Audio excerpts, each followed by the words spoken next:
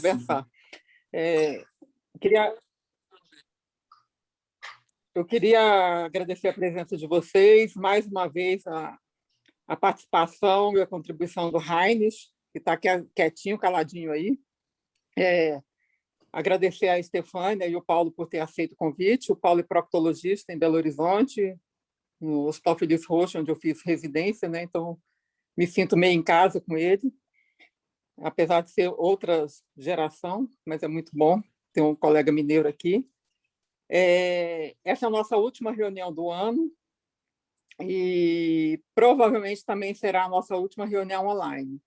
Pode ser que, eventualmente, a gente faça, como a sugestão do Paulo, pode ser que a gente faça alguma reunião híbrida ou online, mas a ideia é a gente voltar com as reuniões presenciais a partir de março do ano que vem.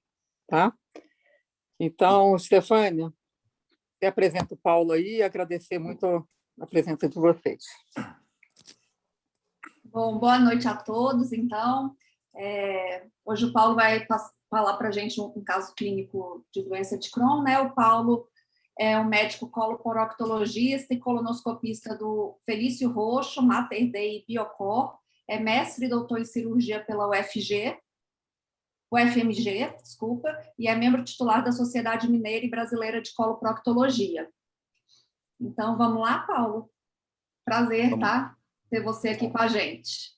Boa noite, o prazer é todo meu. Agradeço imensamente o convite da ABV e dos colegas de Brasília. Eu sei que esse grupo é um grupo muito forte, né, que tem uma presença muito marcante no tratamento das doenças inflamatórias intestinais, das doenças intestinais de maneira geral. Então, aqui é mais uma troca de experiência, né? Vocês sintam-se à vontade para me interromper a hora que quiserem e que a gente possa discutir esse caso clínico, que é um caso clínico de otimização de anti-TNF e também de acesso dos pacientes à medicação. Bom, conseguem ver a tela? Ainda não. Não? Não. Eu estou vendo. Tá vendo? Para mim aqui está aparecendo. Estou vendo. Aqui também. Vi. Agora vi. Deu? Vamos lá. Deu. Então, caso é otimização com anti-TNF e saúde suplementar. Esses são meus potenciais conflitos de interesse. Então, um paciente do sexo masculino, 23 anos, em 2014 apresentou um quadro de dor abdominal e diarreia. Nessa época, ele estava sendo acompanhado por outro colega.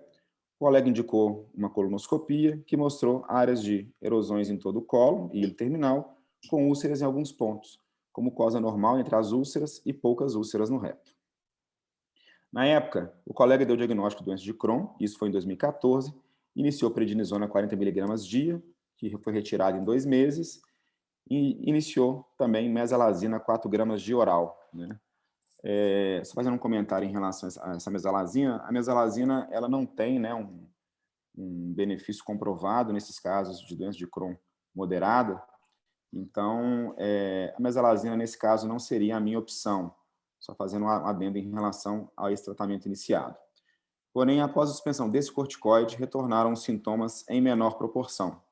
E aí, o colega iniciou em junho de 2014 a azitioprina 150 mg dia, que o paciente usou de forma irregular e suspendeu por conta própria em seguida.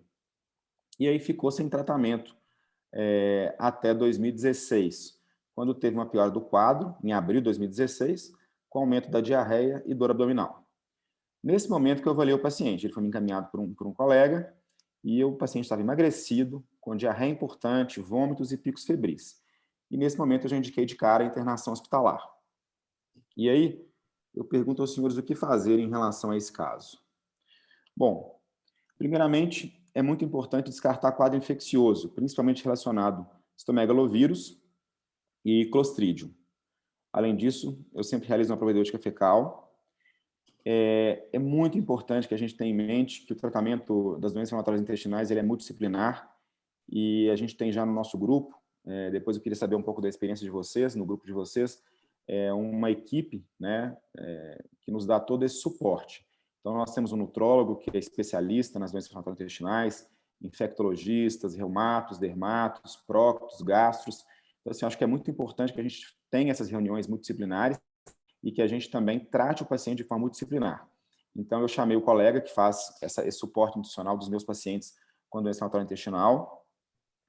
Iniciei a Anita para esse paciente, que é um paciente que vai precisar de corticoide, então é um paciente que tem o risco de fazer uma estrongiloidise, então eu sempre passo um vermífugo. E realizei exame de imagem, né? É sempre importante, quando a gente pega um paciente desse, fazer um estadiamento. Eu abro um parênteses aqui, que geralmente o meu exame de imagem, né, de início é a tomografia, né? A enterotomografia, quando possível, e a partir de então, os próximos exames, eu passo para ressonância para evitar que o paciente tenha essa irradiação, né, essa radiação da tomografia. Então, eu fiz uma tomografia que mostrou segmentos salteados do ilho com discreto espessamento e espessamento difuso do colo. Então, eu iniciei hidrocortisona 100 mg de 8 em 8 horas, via venosa, né? Eu descartei aquelas infecções ali em cima. O paciente apresentou uma melhora importante do quadro, eu suspendi o corticoide venoso e iniciei o corticoide oral 40 mg dia e dei alta hospitalar com a proposta de... O que eu fiz? Eu suspendi o corticoide oral, né, com um esquema de desmame lento, mantive a mesalazina que ele já usava e eu reiniciei a azatioprina, uma vez que o paciente tomou, assim, praticamente nada. A colonoscopia em 6 de 2016 já mostrava uma melhora importante, com enantema leve e pólipos em colo esquerdo, cujas biópsias mostraram pólipos inflamatórios e uma inflamação leve em colo esquerdo. E o paciente manteve-se bem com o tratamento com a mesalazina 4 gramas e azatioprina. Eu mantive a mesalazina porque ele já estava tomando, mas na verdade não seria, como eu disse anteriormente, a minha escolha. E aí realizei uma enteroressonância, que aí a partir de então eu passo a fazer o controle desses pacientes com ressonância. Em 2017, e mostrava-se sem alterações significativas. Realizei uma colonoscopia em 2017 que também mostrava-se sem alterações significativas. A calprotectina desse paciente em 16 de 6 de 2017, 77.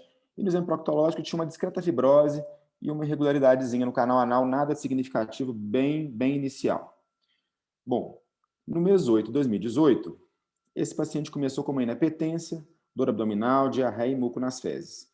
E a colonoscopia é essa aqui à direita, que mostrava um ilho terminal com enantema, pequenas úlceras e fundo coberto por fibrina, uma pancolite com enantema e úlceras com fundo coberto por fibrina. E a anatomia patológica mostrou uma ileite, uma colite e uma retite moderada. Então, nesse momento, o que eu fiz? Eu iniciei a prednisona oral, mantive mesalazina e azatioprina e solicitei os exames para iniciar a terapia biológica. Esse aqui é um parênteses que eu quero fazer também. É um paciente do sexo masculino, jovem, né? E é um paciente que a gente tem que, hoje em dia, com os biológicos que nós temos que pensar sempre na melhor opção para o nosso paciente. Eu pensei em iniciar adalimumab, né, pela facilidade, né, de aplicação subcutânea, né? Era um paciente que não poderia usar, né, geralmente, comboterapia por muito tempo, que não deveria usar comboterapia por muito tempo, uma vez que o infliximab nos necessita algo nesse sentido, né? Então, por isso que eu optei pelo Humira nesse momento. E essas doenças de Crohn moderadas a grave, o vedolizumab nem sempre, né, nesses pacientes com fator de mau prognóstico, nem sempre tem uma ação tão boa. Então, eu optei pelo Humira. E é muito importante, antes de a gente começar a terapia biológica, a gente fazer um screening infeccioso e vacinação. Então, descartar tuberculose com PPD e raio-x de tórax, descartar HIV, hepatite B e C. E uma coisa que eu acho muito importante hoje em dia, ainda mais nesses pacientes jovens masculinos, é a sorologia para Epstein-Barr. Esse é um paciente Epstein-Barr negativo, esse paciente ele tem uma chance maior, né, na comboterapia de desenvolver o linfoma hepatosplênico, que ele é raro, 1%, né, de acometimento da população, porém, quando ele ocorre, é 100% de mortalidade. Então, é um paciente que, se ele é Epstein-Barr negativo, eu tenho que usar o mínimo da comboterapia possível para esse paciente. E o Mira nos permite isso. Eu vou mostrar nos próximos slides. E vacinação. Geralmente, a gente vacina contra influenza, pneumococo 13 e 23, hepatite A e B, HPV, meningococo C, duplo adulto. Para quem não tem muita vontade mesmo de realizar esse screening e ficar atento às questões infecciosas, uma coisa que a gente tem feito cada vez mais no serviço é ter um infectologista, né, dedicado a isso, para que a gente entregue o paciente, ele vacina o paciente, ele descarta todas as infecções, ele trata tudo que tiver que tratar e te entrega o paciente pronto para começar a terapia biológica. Bom, o paciente, então, teve uma piora importante da diarreia, dor abdominal, distensão abdominal, mesmo com aquele corticóide oral que eu passei anteriormente, relatando mucorreia, vômito e febre. Eu internei o paciente, revisão laboratorial mostrava um aumento de PCR, 17% de bastão, e a tomografia de abdômen total mostrava um espessamento difuso das paredes do colo terminal, com engurgitamento vascular do mesocolo, a gente pode ver nessa figura à direita. A propedêutica fecal foi realizada novamente, sempre importante, né, descartar Clostridium e Cytomegalovirus, e foi positiva para o Clostridium. Eu iniciei metronidazol oral. Como era um caso, né, apesar do Clostridium positivo, como era um caso em que o paciente apresentava um quadro mais grave, né, já nesse momento, eu optei por iniciar a hidrocortisona venosa, 100 mg de 8 em 8 horas, e o paciente teve uma melhora importante do quadro em 4 dias de internação. Passei o corticoide para via oral, dei alta hospitalar com a solicitação da terapia biológica, ele não precisou ficar internado para começar a terapia biológica, e eu iniciei o Humira na semana 0, 160 mg, usando o Humira AC, aquela caneta de 80 mg. Em seguida, então foram 2 canetas, em seguida, na semana 2, uma caneta de 80 mg, e a partir de então, a caneta de Humira, 40 mg de 14 em 14 dias, associada à azatioprina que ele já usava, e eu retirei a mesalazina e fui retirando o corticoide oral. O paciente com 6 meses após o início do Humira, né, mantinha-se bem, sem queixas. A colonoscopia é essa aqui à direita, com a melhora importante das áreas de inflamação e das úlceras. A anatomia patológica mostrava-se mucosa praticamente normal, então houve uma remissão histológica também, apenas no cólon sigmoide, alterações inflamatórias discretas e inespecíficas na mucosa colônica. E, nesse momento, como o paciente já tinha 6 meses de uso de comboterapia, eu optei, e ele estava bem, eu optei pela suspensão da azatioprina. Então, em relação à comboterapia é a associação do anti-TNF com imunossupressor, que pode ser azatioprina, 6-mercaptopurina ou metrexato. Ela reduz o risco de formação de anticorpos contra medicamentos biológicos, e essa redução desses anticorpos, os anticorpos eles estão presentes nas reações das infusões, principalmente do infliximab, e também eles fazem com que a paciente tenha uma recidiva mais rápida da doença. Então, é muito importante que a gente tenha a gente reduza essa formação desses anticorpos. Então, por isso, a comboterapia. A combinação do infliximab com a azatioprina demonstrou-se mais efetiva do que a monoterapia do infliximab no Crohn. Isso a gente sabe através do estudo SONIC. E até o estudo Diamond, que é esse que eu vou mostrar para vocês agora, não havia estudo prospectivo que investigou a combinação do imunossupressor nos pacientes com Crohn com adalimumab. O objetivo desse estudo foi comparar a eficácia da monoterapia com a adalimumab, comparando com a comboterapia da adalimumab com a azatioprina no paciente com doença de Crohn. E como desfecho primário, foi remissão clínica na semana 26. Os senhores percebam que os pacientes, tanto na comboterapia quanto na monoterapia, tiveram uma remissão clínica de algo em torno de 70%, né, sem diferença estatística entre mono e comboterapia na semana 26. Porém, em um dos desfechos secundários, que é muito importante, né, que está como um dos nossos alvos no slide 2, é a melhora endoscópica. Né? Os pacientes na semana 23 com a comboterapia tiveram a melhora endoscópica superior, estatisticamente significativa, ao paciente em monoterapia. O que não foi visto na semana 52. Semana 52 não foi estatisticamente significativa essa diferença que foi vista na semana 26.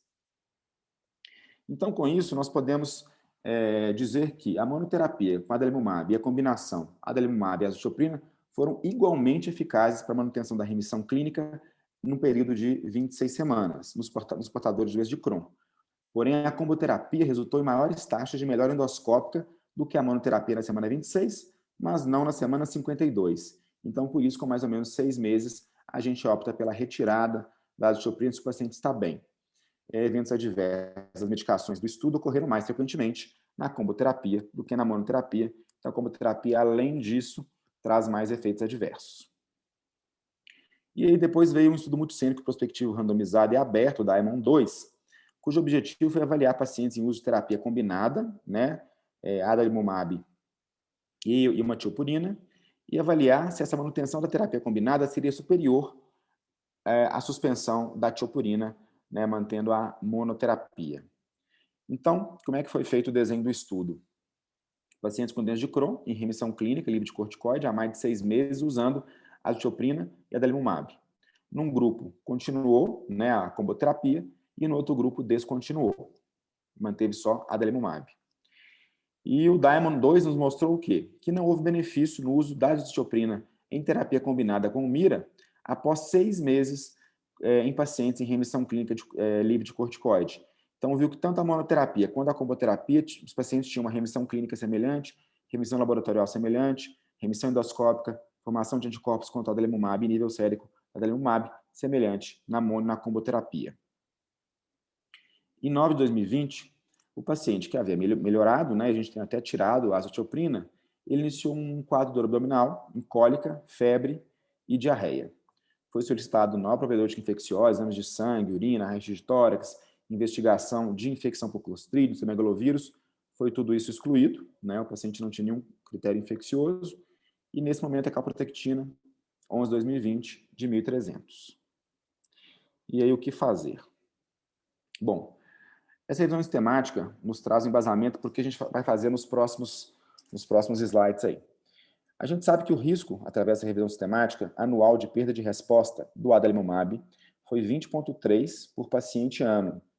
E a porcentagem média de pacientes que necessitaram de aumento da dose entre os respondedores primários, ou seja, aqueles pacientes que, ao você iniciar o adalimumab, eles tiveram uma resposta importante, como o nosso paciente em questão, foi de 37%. Então, 37% dos pacientes que tiveram uma resposta boa quando você inicia o adalimumab, eles apresentam uma necessidade de uma escalação de dose, de aumento de dose.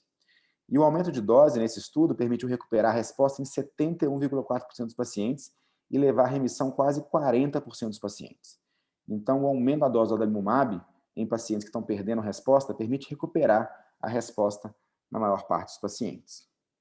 Essa coorte aqui escocesa avaliou 720 pacientes. Desses, 84% foram respondedores primários, ou seja, aqueles pacientes que, quando começou a adalimumab, eles tiveram uma boa resposta. Desses 84%, 34% precisaram de um aumento de dose, perderam resposta ao longo do tratamento. Desses 34%, 66% tiveram sucesso quando se aumentou a dose, ou seja, tiveram uma remissão da doença. E nesse estudo, depois que houve uma melhora desse paciente, né, quando aumentou a dose, esses pacientes, foi possível haver uma redução da dose em 54% dos pacientes, e desses 63% mantiveram-se bem, né, com a dose reduzida após esse aumento inicial. A interressonância do paciente em questão, né, em 10 de 2020, mostrava íleo com sinais de atividade inflamatória, né, em grau moderado, aqui mostrando um espessamento parietal com estreitamento edematoso, e a colonoscopia em 10 de 2020 mostrava enantema terminal com pequenas úlceras e um discreto enantema no colo direito. Então, eu optei por fazer uma otimização desse tratamento. A otimização ela pode ser feita com mira 40 mg semanal, então passar de 40 mg de 2 em 2 semanas para 40 mg semanal. E isso foi usado e aprovado em mais de 82 dos 88 países que usam mira. E há mais ou menos uns 2 anos atrás, né, os japoneses resolveram estudar e avaliar a possibilidade de utilização de 80 mg a cada 14 dias como essa otimização de tratamento. E aí poderia-se usar a caneta Umira-C de 80 mg a cada 14 dias. E aí eles trouxeram esse estudo para a gente, que é um estudo de avaliação de 52 semanas, um estudo multicêntrico, né, cujo objetivo foi avaliar a segurança e efetividade de passar o Mira 40 mg 14 em 14 dias para 80 mg 14 em 14 dias. E como conclusão, o estudo trouxe que o aumento da dose do adalimumab para 80 mg 14 em 14 dias restaurou e manteve a resposta até a semana 52 em pacientes que haviam perdido a resposta na manutenção do adalimumab. E os japoneses foram atrás desse estudo por quê? Porque lá no Japão, quem administra, né, mesmo subcutâneo, é algum profissional de saúde, né, administra a droga. Então, com isso, há um gasto grande, né? Então, se eles passassem para 80 miligramas de 2 em 2 semanas, diminuiria esse gasto. E eles viram que é possível.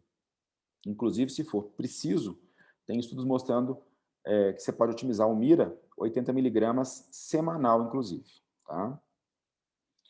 Com a otimização, eu otimizei para 80 miligramas 14 em 14 dias, a pedido do paciente. Então, assim, eu trato doença inflamatória intestinal muito como eu trato os pacientes oncológicos. Eu acho que é importante a gente ter uma decisão compartilhada. Nós temos que levar ao paciente todas as possibilidades que ele tem de tratamento, de forma de administração, de dose, e o paciente escolher qual a melhor opção dentro do que a gente acredita que seja viável, né? E o paciente optou pelo 80 miligramas de 14 em 14 dias, porque o paciente achava que isso traria um maior conforto, né? Enfim, para o dia a dia dele, poderia trabalhar, estudar com mais tranquilidade aí. O paciente teve uma melhora do quadro do abdominal, febre e diarreia. Ele está assintomático no momento, colonoscopia de 2021 normal, e a última calprotectina que ele fez deve ter uns 4 meses, 354. Bom, agora falando um pouco em relação a acesso, com a chegada, né, dos biosimilares, o governo está gradativamente, né, o SUS, trocando o Mira, né, pelo biosimilar adalimumab. E a gente sabe que quando há essa troca, esse switch, ele pode ser feito apenas uma vez, com respaldo na literatura médica. Então, é importante que a gente saiba que, uma vez trocado, né, esse medicamento, o paciente terá que usar o biosimilar daqui para frente. Uma vez que você não queira que o paciente passe, né, para o biosimilar, dependendo muito do local onde, né, você mora, vai ser difícil convencer o SUS, né, a manter o Mira, né? Então, uma coisa que a gente tem feito aqui em Belo Horizonte é passar o paciente que tem convênio, né, do público para o privado. E o privado, principalmente a Unimed, que é muito forte aqui em Belo Horizonte, ela tem mantido o uso do Mira, se você, né, opta pelo Mira, pela manutenção do Mira, em detrimento ao biosimilar. Então, uma alternativa que se tem é a gente passar o paciente do público para o privado, e nós temos conseguido manter o paciente com a droga que ele estava usando e tendo benefício, né? Como a gente sabe, o biosimilar, ele, né, o medicamento biológico, ele não é um genérico, né? Você não tem um genérico dele, é um biosimilar. Como o próprio nome diz, é um remédio similar, mas que não é igual. Então, a gente não sabe qual vai ser a reação do paciente ao biosimilar. Nesse caso, se necessário, manter o Mira, aí o ideal é trazer ele para a rede privada. Falando um pouco da Humira AC, a caneta de 80 miligramas, é uma caneta que tem a mesma eficácia da caneta de Humira tradicional, né? E o mesmo perfil de segurança, porém, maior comodidade. Então, na semana 0, vai usar 2 canetas em vez de 4. Na semana 2, 1 caneta em vez de 2. E 84% menos dor, porque ela tem um menor também volume, a metade do volume da caneta anterior. Então, quando necessário manter o Mira, passar o paciente para a saúde suplementar. E os planos de saúde podem trazer, então, essa possibilidade. Ok? Então, era isso que eu tinha para poder dizer, e a gente fica aberto, então, para a discussão. Obrigado. Obrigada a você, Paulo. Foi muito, muito interessante, muito bom o seu caso, foi bem detalhado, né? Explicou direitinho tudo como a gente faz mesmo, a vacinação, os cuidados pré-início do biológico. Muito interessante mesmo o seu caso. Eu acho que uma coisa que a gente tem que focar muito é nessa decisão compartilhada, né? Eu acho que isso aumenta muito a aderência do paciente na terapia, né? Já que é uma terapia que vai ser uma terapia crônica, eu acho que isso é fundamental mesmo. Sem dúvida. Eu acho que o paciente ele tem que participar da nossa decisão, né? Ele tem que saber quais são as drogas que nós temos, né? Qual a forma de aplicação, o tempo, né? Assim, os riscos. Essa decisão ela tem que ser compartilhada. Eu cada vez mais acredito nisso e cada vez mais trato esse paciente como aquele paciente do câncer, né? Porque o paciente oncológico, a gente traz ao paciente todas as possibilidades que existem, né? E ele traz aquele, né, a decisão juntamente, né, com o médico. Então, eu acho que a doença intestinal, ela também é muito importante que seja assim, né? Ainda mais com essa gama de biológicos que nós temos, com as possibilidades de tratamento que nós temos. Eu queria te perguntar uma coisa. Se esse paciente não tivesse vindo usando azathioprina, você associaria? Assim, é um paciente que, se ele tivesse bem e tivesse em monoterapia, né, com mira, eu deixaria como está, né? Principalmente se ele tiver com mais de 6 meses de tratamento. Agora, se é um paciente que ele está, né, que ele tá caindo, né? Então, assim, o paciente está usando mira, monoterapia, e de repente esse paciente começa a ter uma recidiva aí e tudo mais. Então, é um paciente que a gente tem que pensar realmente na possibilidade de iniciar o imunossupressor. E, nesse caso, a dosagem de anticorpo talvez nos traria uma ajuda, né? Para que a gente pudesse fazer uma coisa mais, vamos dizer assim, mais correta, né? Porque a gente faz a coisa muito empírica, né? Quando a gente não usa o anticorpo, TDM, né? Então, assim, os trabalhos mostram, a maior parte dos trabalhos de TDM são trabalhos com infliximab, né? E eles não mostraram, assim, uma diferença importante de remissão clínica, de remissão endoscópica com TDM, mas mostraram um melhor custo, né? E uma diminuição de recaída desse paciente. Então, assim, nesses casos em que a gente, né, tem alguma dúvida aí nesse sentido de anticorpos, de iniciar um imunossupressor de uma comboterapia, eu acho que a dosagem do anticorpo, se a gente tiver possibilidade, seria bem interessante. Se não tiver possibilidade, num paciente como esse, masculino, jovem, Epstein-Barr negativo, com mais de 6 meses de monoterapia, aí, se eu não tiver a dosagem de anticorpo, eu prefiro otimizar o biológico do que expor esse paciente à comboterapia. Tá certo. Vamos abrir para a plateia. Alguém tem alguma dúvida? Paulo, se vocês têm acesso à dosagem aí na rotina? Não, né? Assim, do infliximab nós estamos tendo mais atualmente, né? A adalimumab é menos, bem menos, sabe? Mas, assim, é uma realidade, tem chegado, né? Então, assim, quando o paciente está disposto a pagar, a gente consegue, né? O grande problema é que, assim, o TDM, ele ainda é um pouco, assim, quando você pega os estudos e o próprio ECO, né? O próprio ECO não recomenda ainda, né, que se faça. Então, assim, é uma coisa que é tipo cirurgia robótica, né? Porque, assim, tem benefício? Parece que sim, mas não tem nada muito comprovado ainda. Para a gente, como a gente médico ali, para poder mexer com o paciente, mudar a droga e tal, é legal. Mas isso não se comprovou em benefício. E a dosagem desses, né, do anticorpo e da droga, aqui gira em torno de R$2.000, R$1.500. Então, assim, é caro. Para o paciente pagar isso aí, às vezes, é difícil, né? Assim, então, ainda é difícil, né? E se o paciente chegar para você e falar, tanto faz fazer semanal ou dobrar a dose, o que você escolhe? O que você acha que é melhor?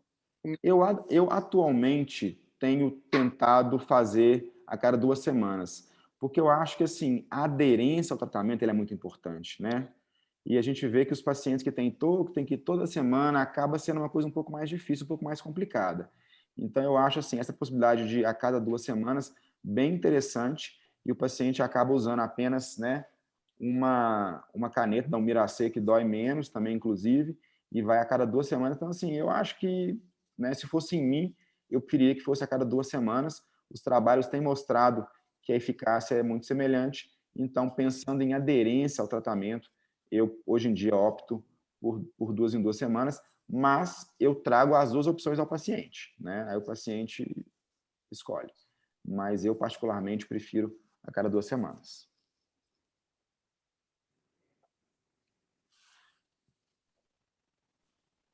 Você tem experiência, Stefânia, assim, de otimizar, diminuir o intervalo, aumentar ou dobrar a dose?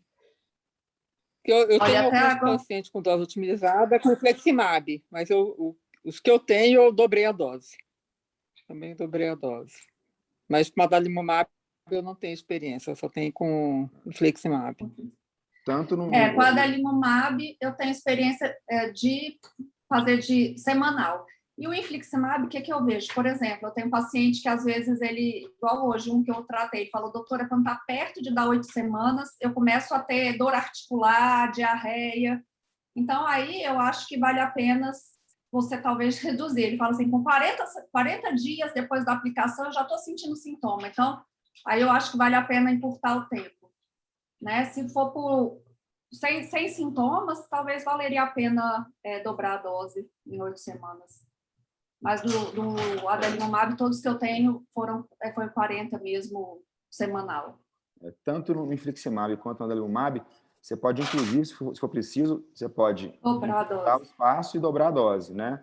Tem estudos, inclusive, com o adalimumab, que você pode, além de passar para 80 miligramas de 2 semanas, para 80 miligramas semanal. No infliximab, a mesma coisa. Você pode passar 10 miligramas, né, de 8 em 8 semanas, ou 10 miligramas 4 em 4 semanas também. Então, assim, eu acho muito importante, isso é uma coisa que o ECO fala, e cada vez mais a gente vê, que a gente tem que realmente esgotar a droga, né? Eu acho muito importante que a gente otimize esse paciente, né? Sempre que possível, para que o paciente consiga, às vezes, recuperar a resposta. A gente vê nos trabalhos que a gente consegue uma recuperação de resposta muito boa com a otimização, né? Então, ao invés de ir logo trocando a dose, trocando a droga, né? É importante que você, muitas vezes, otimize, para que você não queime aquela droga. E a gente sabe que o melhor biológico que tem, o que vocês acham? Qual é o melhor biológico que tem? O melhor biológico é o primeiro, né? Assim, então, a gente tem que esgotar aquele biológico, porque provavelmente a resposta ao segundo biológico, a tendência é que seja pior do que ao primeiro biológico. Então, é sempre importante otimizarmos o biológico. A minha opinião é essa, assim, que a gente tem que otimizar mesmo. Ô, Paulo, e agora, se você, daqui a pouco, esse paciente começar a ter recidiva dos sintomas, voltar a ter úlceras na endoscopia, aquela estenose inflamatória na enterorressonância, qual que vai ser a sua conduta? Então, assim, é um paciente que ele tem uma doença de cólon e de ilho, né? Então, assim, uma coisa que eu acho que é importante a gente ficar claro, quando a gente fala de decisão compartilhada, o Lyric Trial, né, ele vem nos mostrar que o tratamento cirúrgico para um paciente com uma doença ileal, por exemplo, no acompanhamento de 5 anos, muitas vezes traz mais qualidade de vida para esse paciente, né? E muitas vezes poupa esse paciente de uso de biológico, uma vez quando ele é operado. Somente 26% dos pacientes são operados no Lyric Trial, mantém o uso do biológico depois. Então, assim, e dos pacientes que usam biológico, que você, né, teoricamente, não vai operar, 50% são operados e todos continuam usando biológico. Então, assim, o tratamento cirúrgico, quando possível, ele deve ser levado ao paciente. Não é o caso desse, que tinha uma doença, né, tinha uma pancolite associada a uma doença ileal. Então, nesse caso, eu pensaria em biológico, né? Então, assim, eu vou otimizar o UMIRA o máximo que eu puder, e se eu perceber que esse paciente, enfim, que o UMIRA falhou, aí a gente tem que passar para um outro biológico. E o que a gente tem na literatura, assim, em relação a qual biológico usar, né? Eu particularmente prefiro, né, trocar de classe de biológico, e a gente sabe que o biológico que melhor responde depois do anti-TNF é o ustekinumab. Então, infelizmente, o vedolizumab não tem uma resposta tão boa em pacientes falhados com anti-TNF, então a minha opção seria o Stelara. O Heinz, nosso colega patologista, quer falar, né, Heinz? Pode falar. Deixa eu fazer uma pergunta. Paulo, antes de mais nada, parabéns pela apresentação interessante. Você fala muito bem, né? Bacana mesmo. Obrigado. Uma coisa que me chamou a atenção foi a ênfase que você deu na pesquisa do Epstein-Barr, sabe? E a minha pergunta é, eu tenho alguns casos bem comum, tá? Mas que tem um tecido, tem uma inflamação, mas muito mais exuberante do que normalmente aparece na doença inflamatória, principalmente por células mononucleares, né? E são casos que eu fico imaginando se não seria uma infecção por EBV associado, até fazendo uma correlação com aqueles tumores que têm Epstein-Barr associado, né? Tumor de estômago com EBV, que tem um escleroma antigamente chamado de pseudolinfoma, né? Porque tem um estroma linfóide, né? Muito intenso. Só que nas pesquisas sorológicas são negativos. Você acha que vale a pena fazer a pesquisa tecidual também, por hibridização in situ, nesses casos? Ou qual a experiência que você teria nisso? Então, assim, o grande problema do Epstein-Barr é quando ele é Epstein-Barr negativo pela sorologia, né? Porque se ele é positivo, a gente sabe que ele já teve, então, em algum momento, enfim, ele já resolveu esse processo aí, eu acredito que não vai ter tanto impacto. Quando ele é positivo, o grande problema é que ele aumenta a chance, em comboterapia, de linfoma hepatosplênico.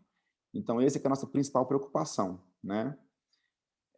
Assim, eu acho que isso tem que ser discutido caso a caso, né? Eu acho que nós temos que ver direitinho esse paciente, qual que é a medicação que nós vamos entrar com ele, né? O caso clínico dele, a tomografia, a colonoscopia, a biópsia. Eu acho que nós temos que discutir caso a caso e ver realmente se essa possibilidade ela realmente existe, e se ela existir, aí eu acho que sim, eu acho que a gente tem que esgotar a propriedade que a gente tem, né? Mas o mais importante aí é o paciente que é virgem, que não é, né, que não teve o Epstein-Barr ainda, e ele pode atuar e aumentando a chance desse linfoma, sabe? Perfeito. Obrigado, Paulo. Parabéns. Lobato. Oi, tudo bem? Paulo, parabéns aí pela sua explanação. Como sempre, você fala muito bem, de uma maneira muito clara. Adélia, fiquei super feliz de você falar que é a última reunião online, que é a próxima presencial. Achei isso um alívio. O Paulo, a pergunta que eu tenho para você é sobre o que você colocou, né, da sua decisão compartilhada com o paciente. Você já teve algum que você compartilhou e o paciente falou, eu quero operar, não quero tomar biológico? Recentemente. Como é que foi essa conversa? Então, Eu queria saber. foi o seguinte, esse paciente foi encaminhado para um colega gastro, até que você deve conhecer, Humberto Galizzi, e é um paciente com uma retocolite, um menino de 22 anos, ele usou infliximab, falhou em infliximab, e aí o Humberto passou o vedolizumab, otimizou o vedolizumab. E ele me encaminhou para operar. Só que aí, no meio da conversa, enquanto o paciente vinha e a gente estava avaliando a questão cirúrgica, o Humberto me ligou e falou, Paulo, será que a gente não tenta o tofacitinib? Porque o tofacitinib para os pacientes com retocolite ulcerativa falhados, né, principalmente anti-TNF, mostram que às vezes tem uma resposta boa, né? Então, o tofa é uma droga que, num paciente como esse, poderia ter uma resposta boa, né? E o tofa mostra uma resposta boa mesmo em pacientes falhados anti-TNF e falhados a outros biológicos. E aí eu propus ao paciente, ele falou, Paulo, nem pensar, eu quero operar, eu quero ficar livre, eu não aguento mais. Então, assim, chega uma hora que o paciente também realmente opta pela cirurgia. Nesse caso, ele estava assim, ele não tinha qualidade de vida nenhuma, né, com o uso do infliximab, depois com o vedolizumab. Ele tinha diarreia de 20 vezes por dia, mesmo usando essas drogas todas, e ele não quis o tofa. Ele falou, não, eu quero operar. E aí eu operei, fiz aquela cirurgia em 3 tempos, ele estava emagrecido, ele estava bem consumido, então fiz a colectomia total, nutri ele bem, tirei biológico, ele estava usando vedo até então, depois da coleta total, aí fiz a bolsa ileal nele, e depois fechei a ileostomia. Ele está super bem, está super feliz, satisfeitíssimo, está trabalhando, estudando, voltou à vida normal, então, assim, extremamente grato. Então, assim, muitas vezes o paciente, e os nossos pacientes hoje em dia são pacientes que eles têm acesso à internet, aos grupos de doença inflamatória intestinal, eles têm acesso às informações mesmo, né? Então, eles sabem. Eu tive um paciente que chegou para mim no consultório e falou, olha, eu quero usar esse biológico X. Tipo assim, o paciente já leu, já estudou, já conversou. Então, o paciente sabe, né? Né? Então, muitas vezes o paciente hoje em dia já vem chegando até você querendo operar. E eu acho que nós Paulo, também... desculpa, mas assim, uma coisa é esse doente aí, né, cara? Terceiro biológico. Isso é uma coisa. Eu tô te perguntando o paciente do Lyric Trial. Aquele doente aí. Você já teve algum? Então, não. Eu pessoalmente, eu nunca tive. Não, eu nunca tive. O paciente ele é muito seduzido pelo desejo de tomar um medicamento. Assim, eu queria saber se você já teve o contrário. Não, eu nunca tive com esse caso do Lyric Trial, mas hoje em dia, depois que eu vi o Lyric Trial, cada vez mais eu tenho em mente que, assim, que eu tenho que propor a esse paciente também o tratamento cirúrgico. Falar que nós temos a possibilidade do biológico e do tratamento cirúrgico. Porque, assim, a cirurgia, eu sou coloprocto, sou cirurgião, você também é. a gente, enfim, a gente tem que expor o paciente às possibilidades todas. Eu acho importantíssimo isso. Então, isso é uma coisa que eu faço hoje em dia também. Eu exponho as possibilidades de biológico, qual o melhor biológico, a forma de utilizar, e também a possibilidade cirúrgica. Eu acho que nós temos que trazer isso para o paciente. O paciente ele tem que participar dessa discussão, sem dúvida alguma. E, assim, eu concordo com você que é difícil, eu acho que para vocês gastos também que estão aqui, imagina chegar com um paciente que tem uma ileite, né, assim, uma ileite que muitas vezes pode ser até moderada, grave, e falar, eu vou te operar, né? Acho que o ideal é te operar, e sem propor um biológico antes. É difícil, não é uma decisão fácil, não é uma questão fácil de se fazer, né? Porque a gente tem também aquela história que os pacientes, a maior parte deles, pelo menos, tem pavor de cirurgia, né? Falar, não, vou te operar, a pessoa fala, não, vou procurar outro médico, né? Então, a gente tem que saber como conduzir essa conversa, né? Só que hoje em dia eu acho que sim, eu acho que esse paciente com uma doença ileal moderada a grave é um paciente que a gente tem que propor cirurgia sim. Às vezes sem uso do biológico, e aí o paciente vai optar juntamente com você. Mas esse caso do paciente com a doença ileal propor cirurgia seguindo o Lyric Trial, eu também nunca tive. Assim. Agora, Narayana quer falar no MSL. Oi, gente, boa noite, prazer estar aqui com vocês, né, na reunião do NEDIB, e fiquei muito contente de conhecer essa semana a doutora Adélia, a doutora Estefânia, foi um prazer estar com elas aqui, estou aqui em Brasília, e doutor Paulo, em breve vou aí em BH visitar vocês. Ótimo, será Esse é o Felício Roxo. Será muito bem-vindo. Obrigada. Eu tenho duas perguntas, assim, a primeira é a respeito do TDM proativo, queria ouvir um pouquinho de você, quando que vocês fazem o TDM, já que o ECO, né, não preconiza, em que situações? E a segunda pergunta é, assim, pensando no risco de infecção e um paciente, por exemplo, que durante o tratamento com biológico reativou o TB, por exemplo, como que fica o manejo desse biológico? O que vocês fazem? Vocês interrompem o tratamento, aí volta depois de 2 meses? Acho que tem um guideline do ECO que fala um pouco disso, né, de infecções oportunistas. Aí queria ouvir um pouco de você. Uhum. Bom, em relação ao TDM, a literatura ela tem mostrado que assim, a gente usa mais, o que eu usei até hoje foi o TDM reativo, né, que é aquele onde o paciente está fazendo tratamento, aí ele falha, você vai lá e pesquisa anticorpo e pesquisa a droga. Só que a literatura tem mostrado que o TDM proativo ele é melhor do que o reativo. É aquele paciente em que a gente, logo no início, quando está começando a terapia biológica, já dosa anticorpo e já dosa a droga, antes do paciente ter até qualquer reação, porque aí você vai ver se aquele paciente está sendo bem tratado, né? Então, assim, a nossa tendência daqui para frente é cada vez mais fazer o TDM proativo. Eu começo a droga, doso e vejo, peraí, essa dosagem está legal, não está? Agora, isso para o paciente e para os convênios é uma coisa muito complicada, porque fala assim, peraí, o paciente fala, doutor, eu estou bem, eu comecei a droga agora, mas eu estou bem. Né? Assim, você vai aumentar a minha dose? Né? Eu estou tendo uma resposta até razoável já não estou sentindo mais dor articular, a minha diarreia melhorou um pouco, você quer dobrar a minha dose, minha chance de infecção e tal. Então, é difícil. Se falar convencer o convênio também, né, que você vai ter que aumentar a dose, mas, assim, a minha experiência até então, né, os trabalhos que vinham aí mostravam que o TDM reativo era o que era mais usado, e hoje em dia é o proativo. Hoje em dia a gente tem que, se a gente puder ter TDM, o ideal é que se faça proativo. Você começar a droga e logo já dosar esse paciente, e esse sim, os trabalhos têm mostrado, apesar do ECO não assinar embaixo, de que é o melhor, que é a melhor forma da gente realizar.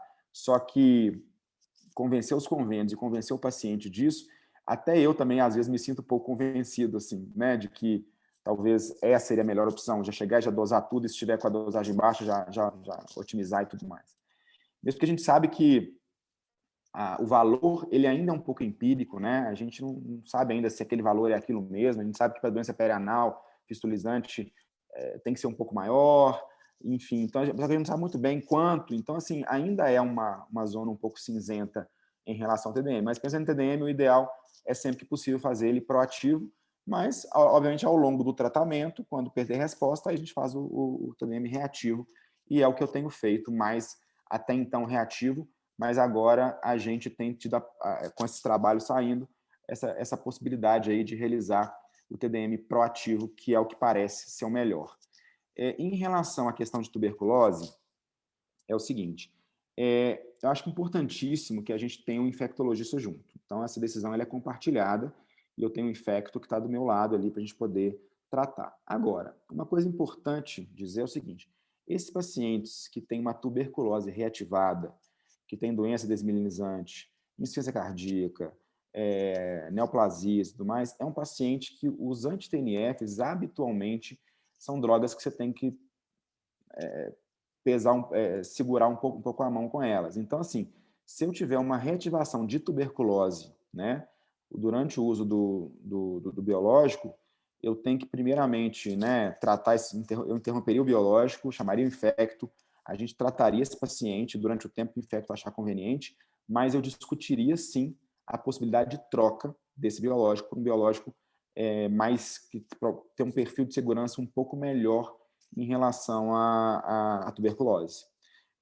Então, os anti-TNFs para tuberculose reativada é um pouco complicado. Então, eu talvez pensasse em avaliar de trocar esse biológico para um perfil de segurança melhor, no sentido de evitar micobactéria, enfim, um paciente que teve uma tuberculose reativada. Então, eu pensaria em trocar o biológico também. Mas isso seria discutido assim, né, com o infectologista, com o paciente, a gente tem que realmente individualizar cada caso a caso. Mas eu tenho um pouco de receio em manter o anti-TNF no paciente com tuberculose reativada. Obrigada, doutor Paulo. Parabéns pela aula, viu? Foi ótimo. Muito obrigado. Em relação a essas trocas que estão havendo, né, do biosimilar, assim, os biosimilares que a gente tem hoje em dia, que já foram aprovados pela Anvisa, a gente sabe que tem eficácia e segurança igual a do originador, né?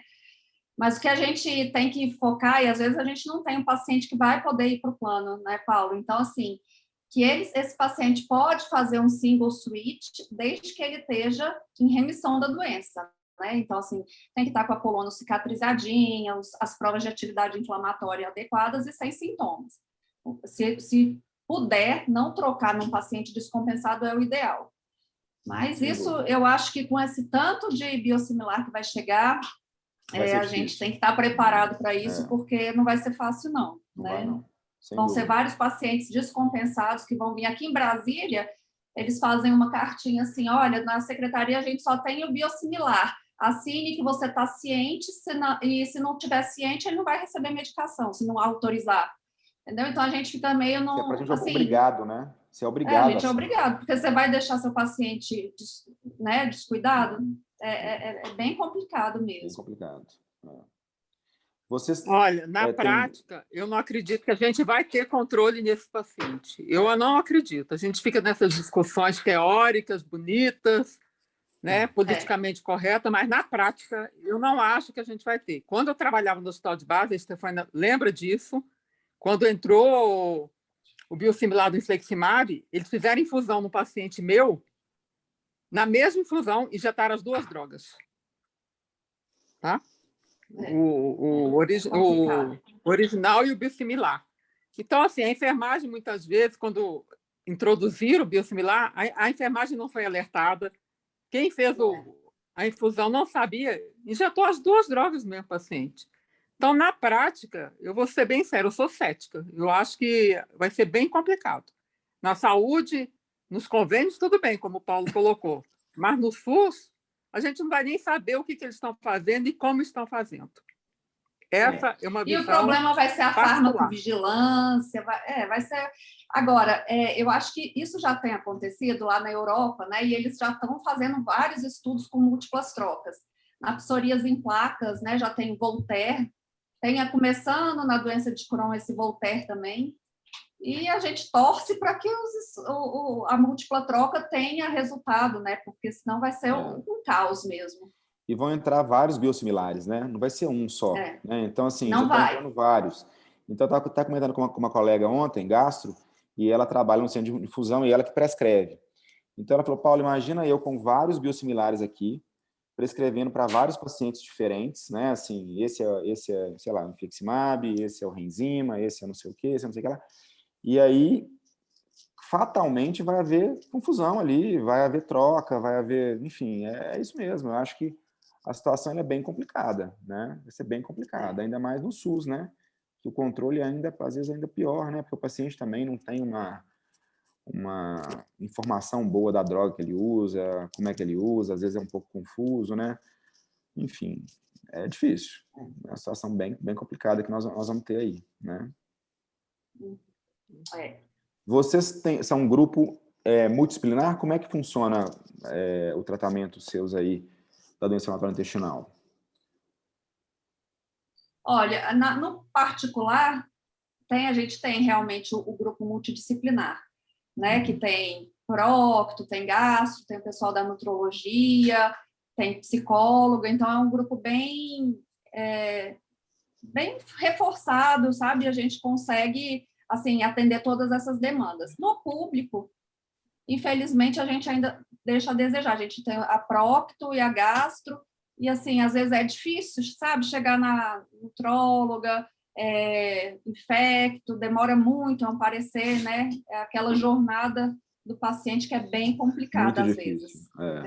Às vezes, por exemplo, tuberculose, a gente mesmo acaba tratando porque é difícil chegar num colega. Essa é uma questão realmente complicada. E, assim, uma coisa que eu fico vendo, por exemplo, calprotectina agora no SUS, a gente até consegue, né? Eu tenho até conseguido.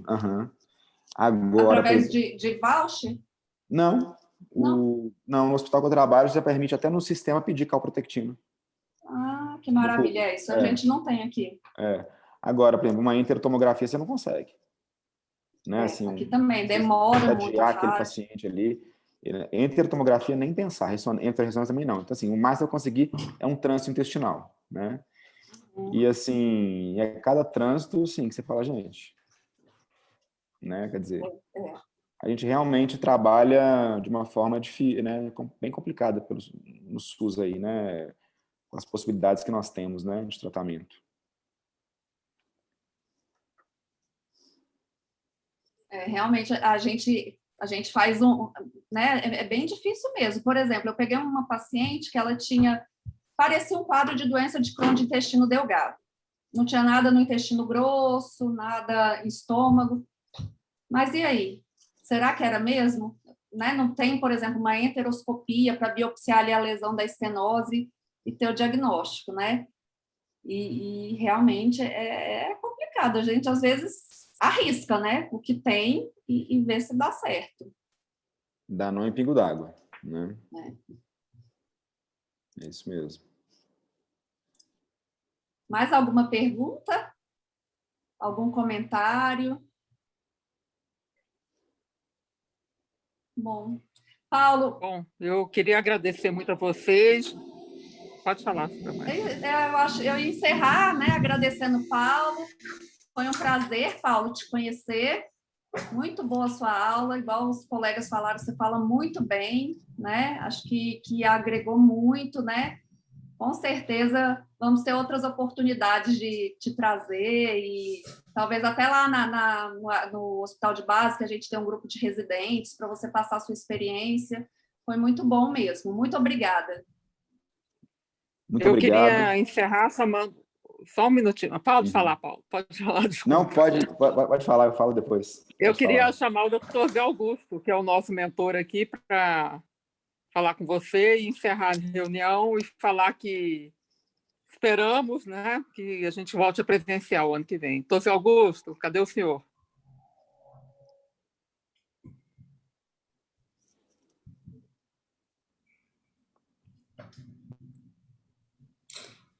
Acho que está com o telefone desligado, viu, doutora Adélia?